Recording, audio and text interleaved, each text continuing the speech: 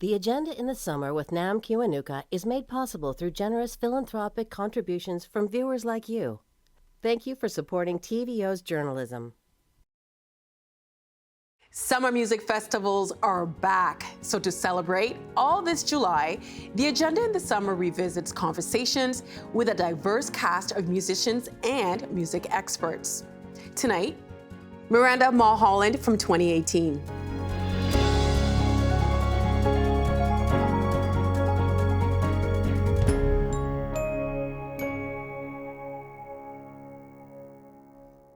Music has never been more available, accessible, or abundant than it is today.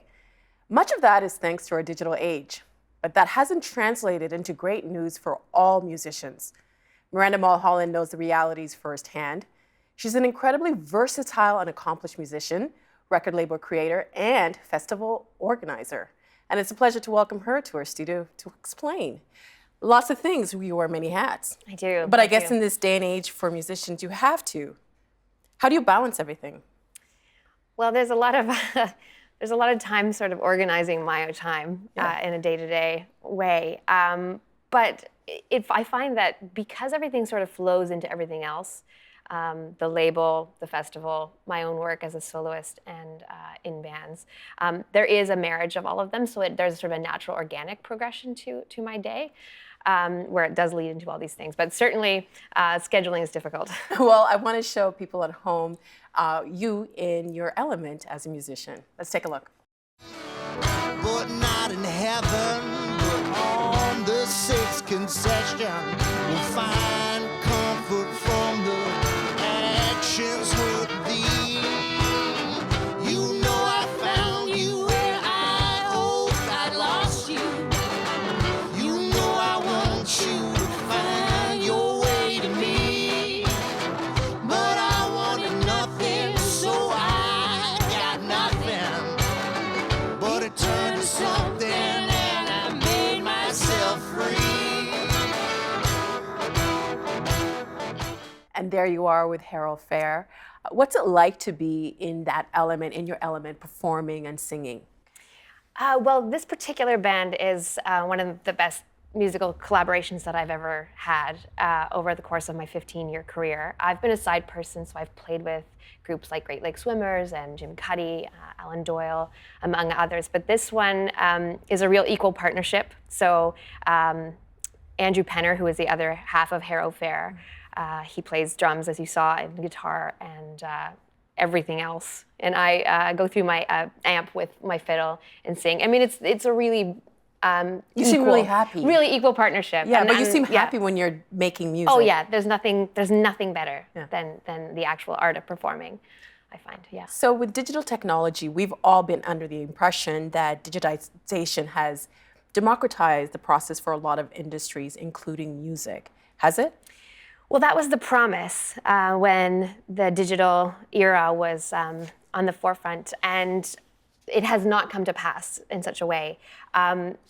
The democratization, it's sure people can make albums in their bedrooms now. There's a lot more available. We've never had so much content ever in the history of the world as there is now. But unfortunately, that's just led to more middlemen rather than eliminating the middleman. Well, exactly, right. Yeah. So the middleman before was the record label. That was one of them. Yeah. But now. Well, now instead of the record label, which actually has a foundation and an amplifier and something set up in order to get your music out there and heard, now there's just a flood of content as well, and fewer tastemakers. I mean, we don't have as many people actually writing about music with any kind of education. Really? Well, look at all the art sections that are being cut from newspapers across the board. I mean, first they're taken from arts and then entertainment, and now it's entertainment and sport. I mean, there just aren't as many working journalists. Well, let's take a look at the history of this digital disruption. So in 1996, the World Intellectual Property Organization had the copyright treaties drafted in response to increased digitization. In 1998, Google was incorporated. 1999, Napster and other peer-to-peer sharing services appeared online. 2001, the iPod is introduced. I remember this. 2003, Apple opens the iTunes Music Store. 2005, YouTube is launched. And 2008, Spotify is launched. How have these digital milestones changed the music industry? Well, we've seen a sharp erosion of revenue. So for the same thing that if I had created a song and worked with a producer to put it out, paid all my musicians, paid the producer, the amount of money that I'm making now is wildly less than what I would be making 20 years ago before the digital disruption. And I'm not against change. And the great thing, there are a lot of great things about the digital disruption and disruption in general. I think we need it in order to move forward. But you're making less money now because? Radically less money, yes. Because of people are not buying music, or? People are not buying music. I mean, we had as you saw, Napster and pirated music. The value of music has gone down. Even though people can have, on your phone, you have any song that you want in the whole wide world for, if you paid for it, like $9.99. But we still have seen this, the creators get less and less and less of this revenue. And how has this affected you personally? Well, it's been interesting because I entered the marketplace as a small business. I mean, every musician is a small business in 1999. So a really bad time to start being a professional musician. But I was still seeing how what had come before me. So I was in parts of bands that had the benefits of actually selling records and making money from their work. And so I have noticed dwindling album sales. There's a marketplace that's just flooded with content. So there's an exhaustion. I mean, people talk about the Netflix effect, but I don't see it so much as the Netflix effect, which means that people aren't going out as much because they can stay home. But I think it's a symptom of just being overwhelmed with content. So you don't know what to choose. You don't know what to choose. I mean, if you see that there's a concert going on at Massey Hall, or you could see 10 other bands the same night, there's a comedy show, you go to a movie, there is sort of an exhaustion, I think, of just, we'll have to stay home and, and chill. Yeah. And it's too bad. I mean, I think that philosophically that's challenging, and I think that sort of it's something that culturally we'll have to address. But it certainly affects me greatly. Yeah. But I think some people would argue that you have certain artists like the Drakes, the Justin Biebers, Shawn Mendes.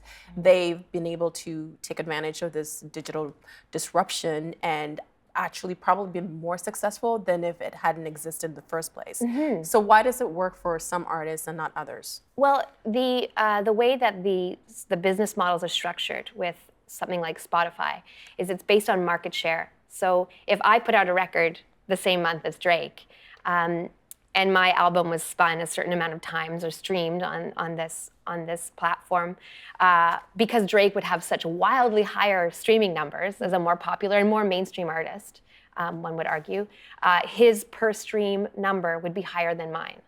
So there's not a general, if you made a record and I made a record, what we got paid would not be the same.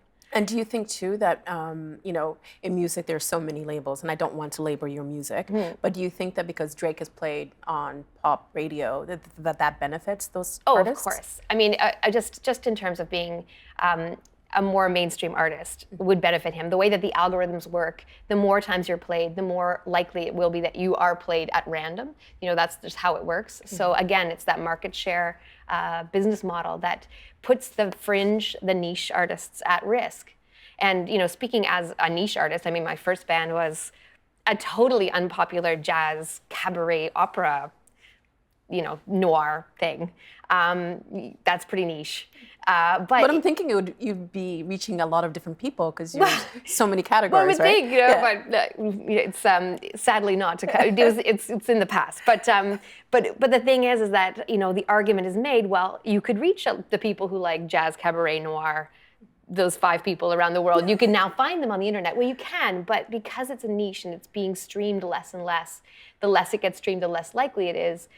Your ability to find those people is greatly diminished. And so the way that Spotify works is that they give a certain percentage to the labels, and then the labels give the artists a certain percentage of that money? Well, it depends on how you're set up. So myself, I have a boutique record label, and I have 10 artists on my label.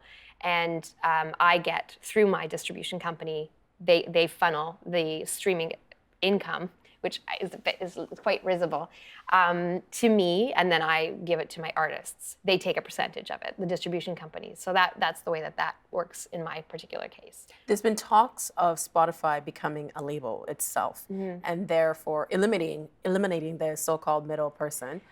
Is that a good idea or a bad idea? Well, once again, it's sort of just creating another problem, I think. I mean, I applaud them for trying to make new content and trying to do something that we've seen the success of this with Netflix. Obviously, Netflix has been creating their own content rather than using other people's content. But that in there lies the problem, because now we have an algorithm-based company who is putting their content first. If you go to Netflix, what comes up at the first bar? All the Netflix. Exactly. Yeah.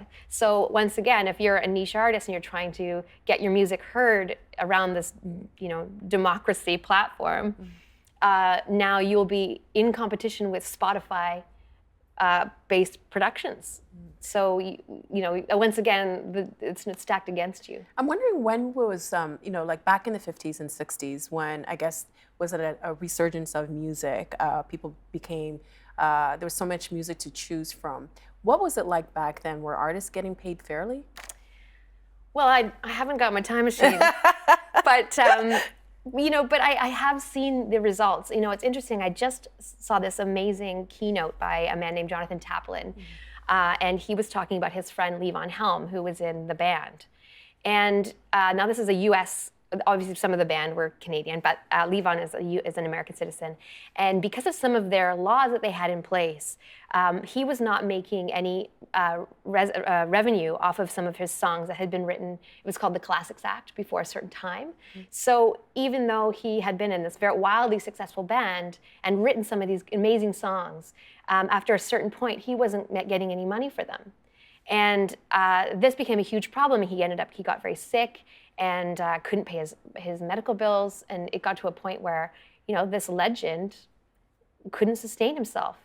And Jonathan, was talking about this particular tragedy, about how we're not taking care of our artists.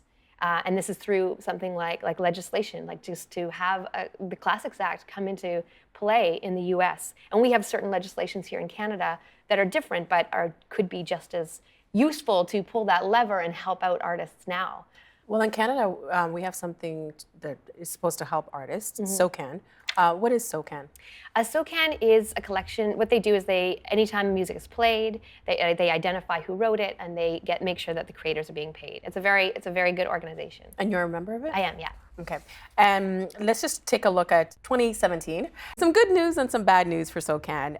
There were record revenues for its 150,000 member songwriters, composers, and music publishers in 2017. Total performing revenues in 2017 was over $350 million, a 6.4% increase over 2016. Internet audio streaming revenues hit $49.3 million, a 46% increase over 2016. Now, the bad news was the vast majority of SOCAN members who received payment for their stream music in 2017 earned an average of only $38.72 despite the growth. What do you think of that? Well, once again, that speaks to the market share question. So, Drake did very well. The Weeknd did very well, and that's wonderful, and it's good. It's good news. Our politicians are certainly making a meal of it. It is good news.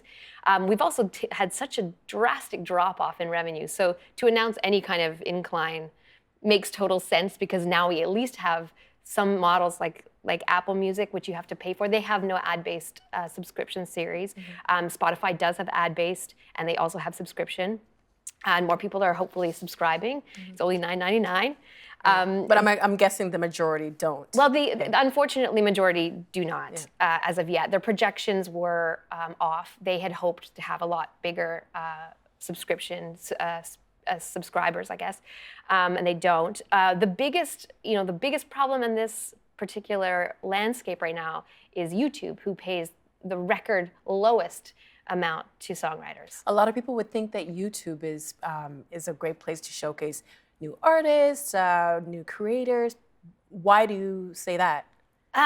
Okay, so YouTube is under my Google is under a lot of safe harbor rules because of our government, which means that it doesn't have to abide by certain tax laws, and it doesn't have to pay royalties to a certain extent. So what we're actually having here is a corporation that says that they are merely, as they call it, I think, dumb pipe, but it's sort of just sort of the storefront window. They're claiming that they're just the window, and they have no influence over what goes in the window because it's user uploaded content. So because they can say that, they get this safe harbor. As soon as they start to do something like Spotify, where they're programming streaming and they claim that they're sort of a broadcaster, they would have to pay those taxes. They don't. So right now, even though they now are generating content through those dumb pipes and suggesting things to you, if you go and you listen to a song you like, something will come up next. Yeah. And so they actually are a suggesting service. So they're sort of going against what they said that they weren't going to do. And these laws are from like the 1990s, right? Yeah, I mean, a lot of these things that we have in our Copyright Act and that our government has put in place to help start tech companies, to make sure that they had footing in a new environment. The environment has changed so drastically over the last 20 years. We really need to update them and take a look at who they're actually protecting. Because now we're protecting Silicon Valley and we're not protecting Canadian creators. Because when you think about it, if all creators decided not to do anything on YouTube, or if all companies said you can't use our stuff, what would be on YouTube? Well, exactly. But they do. I mean, a lot of artists go and say, please take down my music. Someone has uploaded it illegally. But it's whack-a-mole. Right. I mean, it comes down and then it goes back up again. So that's a real problem. What are industry cross-subsidies? Industry cross-subsidies, we have one sort of big example of this. It's the radio royalty exemption. And it was created, I think, in 1997. And it was for, our country is so big. And so we've had all these little outposts of radio stations across the country, a lot of mom and pop stations that are kind of keeping communities together and making sure that communities have a voice. And they were being taxed, having to pay royalties on their income that they made for any of their ads and revenue from there. So there was a subsidy made, which was they only have to pay $100 in royalties on their first $1.25 million in ad revenue that they make. Jeans cost more than that. Yeah, I know. Which is kind of insane when you think about it now, because most of those ma and pa stations have been bought up by our major media companies. So now artists, your favorite Canadian artists, are subsidizing Bell and Rogers and all the big media companies because they're getting this tax break. And that's just what do labels think of that, or is it just labels rely so much on radio to get music heard? Oh, it's across the board that everyone agrees this is unfair. I mean, if this happened, if this was pulled, this lever was pulled by the government, and they said, okay, we're going to take another look at this cross subsidy, and we're going to say what was fair in 1997 no longer is fair. We're going to pull this exemption, or change it, or allow some of the remaining ma and pas to keep it, but yet. Not for the big radios. Yeah, if there was some kind of lever pulled that would allow so many millions of dollars to go directly to the labels and to artists. So how do artists make money if you're not making it from record sales, and if you're not making it from these streaming platforms? How do you make money? Well, I'll tell you a funny story. So I started a music festival last year, and I texted a friend of mine who is a multi-Juno award winner. And I wanted to see if he was available for the festival. So I just said, are you available this weekend? And gave him the dates. And he's texted me right back and he said, oh no, I've been booked up for ages.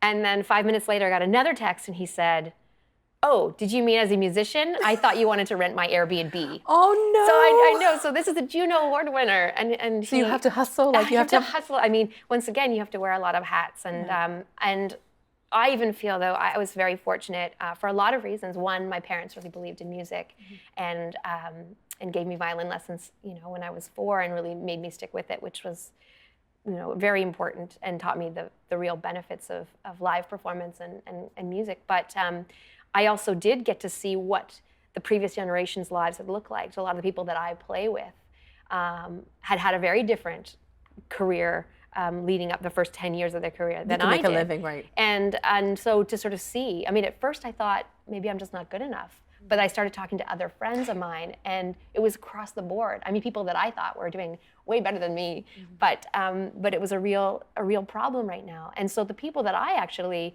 want to advocate for and try to change some of these things is the younger people who are coming up now, who perhaps they've had their band program cut in school. I mean, music education is so important. And those people who are trying to contemplate what a music career could even look like in this climate. And so there's, things that we can all do to help these young people actually be able to see a viable career in music. What do you think needs to be changed then? Well, I think the government does need to take some steps. The radio royalty exemption is one. There's another one that's actually really interesting. Who knew that copyright could be so interesting? But so one is just a slight change in the wording on the Copyright Act. I myself played fiddle on the TV show Republic of Doyle. So whenever you hear a fiddle on that show, that's you, which is often it's me. That's all. And so cool. yeah, and so I did those sessions with a great composer and went into the studio and recorded those. And now, because of a tiny wording of what a sound recording means, anytime that show is played and it's syndicated worldwide now. So, I mean, I've seen it in Holland, I've seen it in France, Alan Hocko dubbed in French. So you get lots of checks? No, because every time that's played, I do not get paid. The composer gets paid, but I do not, and the actors get paid. But because of this tiny definition of sound recording in the Copyright Act, I don't get paid. How do you explain that to people? Because they must think that your music is on a television show that people watch around the world, but you're not getting any money from it. Well, I think it's supremely unfair. I mean, and to come down to such a small thing as a wording, that's sort of shocking. And there are many countries around the world, I think 44 countries, that if I had performed that music in that country and it was on their air, and that I would be paid. So this is not, Canada is an exception. We're not leading the charge here on fair pay. I know you're doing a lot of advocacy right now, but what keeps you motivated to keep making music in this climate where you're not being supported? What keeps me motivated is live performance and just the joy of performing and creating something that, in this time of so much content, live performance is something that will never happen again. You'll never be in that room with those exact people on that exact day. And that energy is just unlike anything. I mean, I was addicted to it when I was a kid and playing, Twinkle Twinkle Little Star. And that joy and that passion keeps me going. I love collaborating. I feel as though, especially in this sort of siloed business approach of the Spotifys and these big tech companies, mine is a lot more sort of thinking like an ecosystem. I believe that we all have a responsibility to incubate, to nurture, to educate. And so hence the festival. I mean, I went from having a little label to starting a music festival because I wanted to employ my friends and people I believe in, and I wanted to get people who maybe hadn't been heard before in front of a bigger audience or an audience of people who didn't know who they were, and celebrate together. What would you like to see, for the rest of the music industry to do, like the record labels, the radio stations, and the streaming services? Well, I think the streaming services need to take a look at their business model. Right now, if you ask a Spotify employee, and I keep picking on Spotify, but at least they're trying to do something. So, there is that. And I'd say if you don't subscribe to a streaming service, subscribe rather than just the ad-based, because it does actually help musicians. But I think their business model, they say, well, I say, what is your product? And they would say, our product is Spotify. Well, their product isn't Spotify. Their product is our music that they're using at unfair low prices. And so that, to take a look at the fairness of that and actually what is their product and who are they serving. Do you think fans realize that, you just said that for fans to subscribe because you're supporting the artist. Do you think fans actually realize that, I guess everybody likes things for free and they're fans of the music, but maybe there's a disconnect as to realize what's happening with musicians, because it's painted as if it's a really lavish profession, and let me just take this for free. Yeah. It's not like they're going to miss it. Well, I think there was a myth that happened around the time of Napster where people thought, well, I'm stealing Britney Spears, that we're going back in time here, and it doesn't harm anybody else because she's so rich, it doesn't matter. But the problem was, what happened was all of those little arteries that went off to the niche artists that those record companies were supporting got choked off because they could no longer spend money on these niche artists. So suddenly the mainstream just got more mainstream. I mean, in the niche stuff, that's where the exciting stuff is happening. You know, you go to the Cameron House in Toronto on any given night and you hear really cool things, or Transac. I mean, Toronto's an incredible place to hear live music. And also the places that you can hear live music are also disappearing. Well, of course, with real estate prices and things. Yeah, that's another challenge. Tell me about your festival. Well, my festival is in Gravenhurst, first weekend of August, so the August long weekend. My great-great-grandfather was, I obviously never met him. Someone asked me if I met him. I was like, well, again, you go back in time. I know. I wish I'd met him. My great-great-grandfather was this incredible man named Charles Mickle, and he started a sawmill up in Gravenhurst, which is, the town became known as Sawdust City because of this sawmill. And he Very was, rock and roll. I know. And he also was the mayor, I think 2 or 3 times. And when he was the mayor, he had this opera house built on the main street, and it's still there today. It's 117 years later, and it's one of the top 10 acoustics in Canada. And for him to believe in this more blue-collar town that the arts mattered, I think is a real incredible testament to his vision. So you're carrying the legacy I'm forward. trying to carry the legacy forward. I think this town is gorgeous. It's historic. There's a beautiful barge that was built in the 60s that's on the water, on Gull Lake. And then you can watch the concerts. They have a whole series, a music series that's free every summer, every Sunday. And we've plugged ourselves into the series. So we have shows at the Opera House. We have a show on the music barge. And you can watch from your kayak or your canoe or the beach or the grass and hear amazing music all weekend long in Gravenhurst. Well, Miranda, thank you so much for being here. Thanks You've for given having us me. a lot to think about, and I am going to subscribe Yay! instead of taking for free. Thank you so much. It was a pleasure to meet you. Nice to meet you too.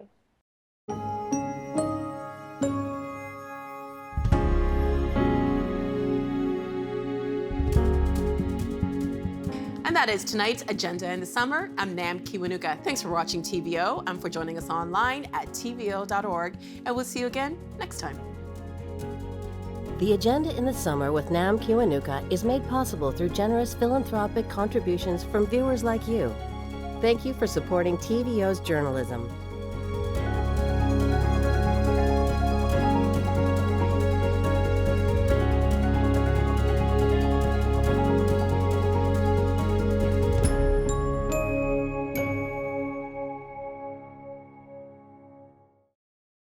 The Agenda in the Summer with Nam Kiwanuka is made possible through generous philanthropic contributions from viewers like you.